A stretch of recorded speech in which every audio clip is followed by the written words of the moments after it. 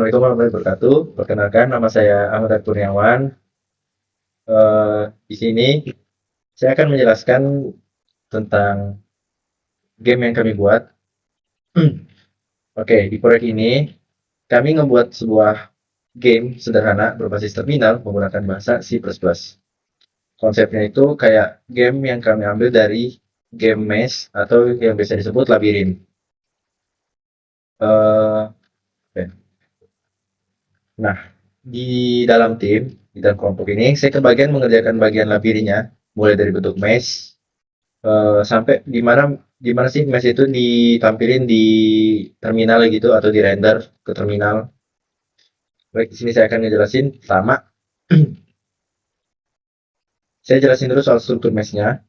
Mesh yang kami buat punya ukuran 25 baris dan 30 kolom. Jadi tampilannya itu lumayan lebar dan eh, hampir menuhin terminal gitu. Nah, untuk penyimpanannya, kami nggak menggunakan array dua dimensi untuk nyimpan array-nya ini. Kami itu nggak pakai array dua dimensi, kayak apa ya, baris dan kolom pada umumnya. Tapi sebagai gantinya, kami menggunakan array satu dimensi, tapi dengan tipe data string. Jadi konsepnya itu kayak satu indeks di dalam array itu mewakili satu baris labirin. Kemudian setiap string di dalam array tersebut berisi 80 karakter panjang, panjangnya itu 80 karakter. Ya kalau digabungin dari atas ke bawah akan membentuk labirin secara utuh. Jadi setiap baris ini ada di dalam satu string. Jadi total ada 26. 25. Nah, dalam string itu sendiri, tiap karakter punya fungsinya masing-masing. Contoh, kayak tanda pagar ini untuk eh, sebagai dinding, terus huruf S ini sebagai titik awal, G sebagai titik akhir, terus spasi. Ini ada spasi. Itu untuk jalan kosong, jalur yang bisa dilewati sama player. Nah, dengan pendekatan ini, bentuk mesh jadi lebih gampang dibaca, gampang dibaca langsung dari kodenya gitu. Dan kalau mau ubah jalur atau ubah kesulitan, itu tinggal ngedit di stringnya aja. Penjelasan apa lagi? Penjelasan rendering. Eh, di sini saya akan dijelasin soal proses rendering atau cara menampilkan mesh ke terminal. Sorry, kodenya. Oh ini, gambar mesh. Eh, karena setiap indeks array itu udah apa ya? Udah berubah satu baris penuh dimasukin ke dalam string. Jadi prosesnya itu jadi lebih simpel. Jadi kami cukup melakukan satu looping dari baris pertama sampai baris terakhir. Jadi kami nggak pakai looping bersarang. Di setiap iterasi, string pada indeks tersebut langsung dicetak ke terminal pakai cout. Mana cout? Ini. Jadi istilahnya setiap baris itu langsung ditempel ke terminal tanpa looping bersarang atau pengolahan tambahan. Eh, dengan cara ini, tampilan mesh itu sendiri bisa langsung muncul secara utuh, rapih, langsung ke terminal. Selain itu, metode ini juga cukup efisien dan cocok untuk game berbasis teks terminal, eh, berbasis teks, karena nggak ngebutuhin proses rendering yang kompleks. Karena untuk loopingnya sendiri itu nggak terlalu ribet tuh memakai looping, nggak pakai looping bersarang. Nah, alasan milih metode kayak gini itu tuh karena kalau gunain array string dan metode render seperti ini tuh lebih sederhana, lebih gampang dipahamin, sama lebih praktis untuk game berbasis terminal kayak gini. Terus strukturin juga mempermudah pengembangan fitur kayak pergerakan pemain, eh, karena posisi pemain itu bisa langsung dimanipulasi di dalam stringnya.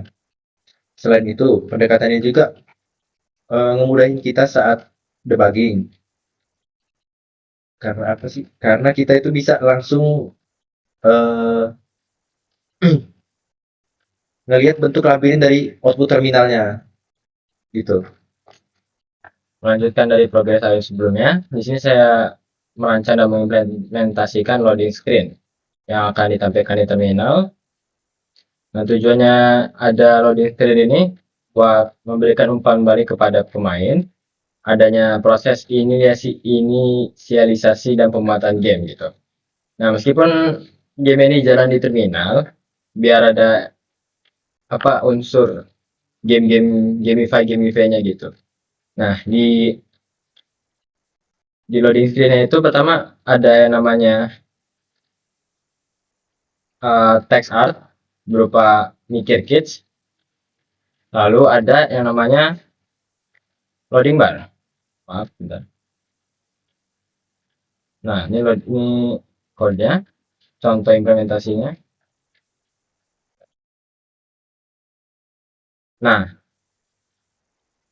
untuk elemen animasi utamanya, pertama saya pakai ada tanda karakter bagi yang versi miring, lalu ada bagi yang sebaliknya di inverse, lalu ada notasi atau untuk simulasi dari kata mikir kids-nya, dan juga ada proses indikator progress bar atau loading bar pada screen tadi sebagai penanda kalau misalkan ada sistem yang jalan gitu di belakangnya. Lalu penggunaan karakter sederhana tadi memungkinkan kalau animasinya bisa berjalan secara ringan tanpa membebani kinerja sistem, sehingga cocok digunakan untuk pada berbagai spesifikasi perangkat dan lingkungan terminal yang berbeda. Jadi ketika game ini dicoba di tempat lain bakal aman gitu. Nah, untuk progress barnya sendiri, saya implementasikan tanda sama dengan sebagai barnya, yang dimana tiap peningkatan 100 mili detik sebagai 1% gitu. Adapun sinkronisasi waktu, jeda, dan perubahan visual yang bertujuan untuk menciptakan kesan pemuatan yang konsisten dan realistis sehingga pengguna dapat dengan mudah memahami seberapa jauh progres loading gamenya tanpa memerlukan indikator grafis yang kompleks gitu. Jadi nggak perlu ada rendering yang berat-berat gitu, cukup di terminal aja. Nah, seluruh elemen visual yang tadi itu diposisikan di tengah-tengah layar gitu. Tujuannya biar balance kalau misalkan game tiba-tiba di atas kan nggak mungkin ya gitu. Nah, tampilannya ini seimbang, rapi dan bagus. Dan apabila dijalanin di ukuran layar yang berbeda, dia tetap bakal ke tengah gitu. Implementasi lainnya itu ada berupa pewarnaan teks. Di sini menggunakan warna biru untuk teks artnya, dan di balik progress bar tanda sama dengan ini menggunakan warna biru juga gitu. Lalu ada live change, ketika progress bar gerak maka notasi persenannya itu berubah juga. Dan yang tadi dilihat ketika sudah selesai berprogres maka akan ada pop-up menu, pop-up screen sebentar kalau misalnya ada loading yang akan masuk ke game-nya. Nah, secara keseluruhan saya menggunakan ini sebesar 40%, termasuk dari managing anggotanya. Di sini Rima, di sini saya diberi tugas dalam penambahan fitur, yaitu kami namai nyawa atau stamina yang dihitung dalam bentuk batas langkah player. Juga fitur yang kami namai sebagai wall is lava, di mana setiap kali player menabrak tembok, maka akan kembali ke garis start. Akan saya tunjukkan bagaimana kodenya berjalan. Pertama, kode yang pertama di sini kode untuk menjalankan fitur stamina.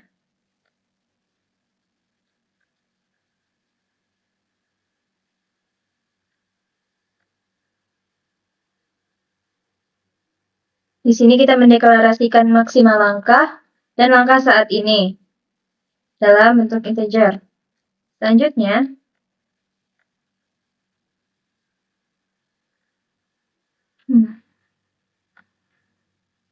nah, supaya pemain itu bisa tahu sisa langkahnya, kita perlu menampilkannya di layar. Di sini saya memasukkan perintah di dalam looping. Seperti ini.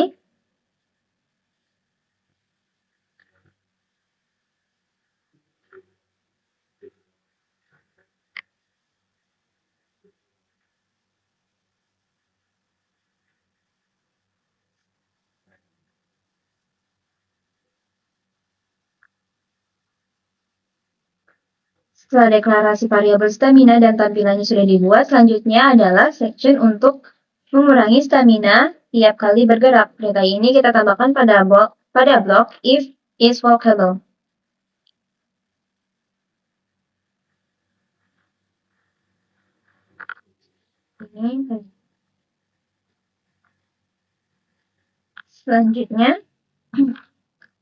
Selanjutnya adalah mengecek apakah player kehabisan stamina atau tidak. Kita masukkan perintah dalam pengecekan has research goal. Apabila langkah saat ini melebihi langkah maksimum, maka game akan berakhir dan keluar dari tampilan. Seperti ini. Lalu untuk fitur kedua yang saya buat yaitu fitur wall is lava. Sini kita memasukkannya dalam perintah if. Ini dia. Tuh. Begini. Kalau dia nabrak, dia bakal kembali. Selain itu, saya juga membuat pernyataan apabila game telah selesai dalam beberapa situasi tertentu, maka ia akan mengeluarkan pernyataan seperti ini. Jadi yang pertama itu apabila player berhasil menyelesaikan game tanpa kehabisan langkah. Yang kedua itu pernyataan apabila player kehabisan langkah sehingga game itu menjadi game over. Lalu yang ketiga adalah apabila player memaksa game untuk berhenti dengan memencet tombol key kecil atau key kapital. Di sini saya akan mendemokan game yang telah kami buat. Nah, begini tampilannya.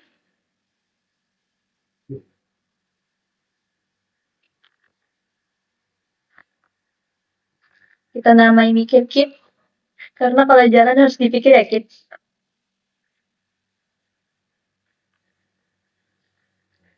Oke. Oh iya, sebelum itu, di sini kita beri kesempatan player untuk dapat menyelesaikan game dalam 200 langkah.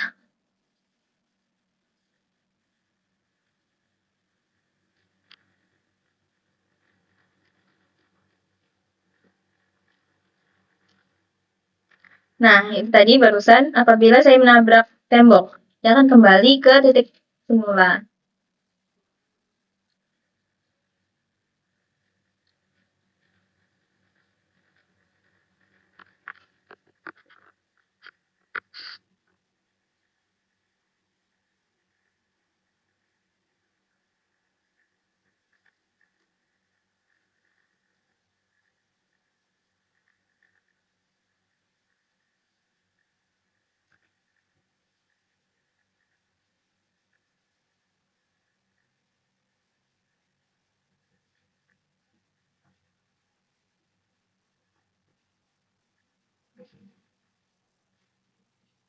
Jujur saya pun nggak tahu ini langkahnya kemana. Kemana, Rip? Karena sebelumnya saya sudah menyelesaikan game. Terus dirombak sama Arif untuk diperbesar gamenya dan diperumit supaya player tambah sulit kerjainnya. Tapi nggak tahu ini jalannya gimana. Alamatnya lewat mana, Rip?